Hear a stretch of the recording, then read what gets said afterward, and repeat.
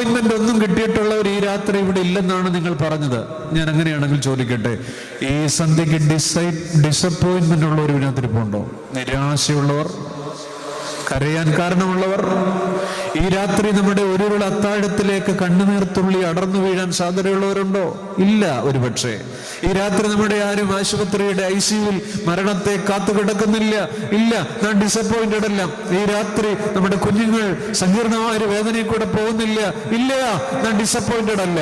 ഇനി എന്നെ ഒന്ന് നോക്കൂ, ഡിസപ്പോയിന്റഡ് അല്ല, നമ്മൾ അപ്പോയിന്റഡ് അല്ലേ? അന്നേരം രണ്ടിലും ഒന്നീ കരയ്ക്കൂടെ പോകണം, അല്ലെങ്കിൽ ഇവിടെ അതുമില്ല, പറച്ചിലൊന്നുമില്ല, വെള്ളത്തിൽ കൂടെ പോകണം.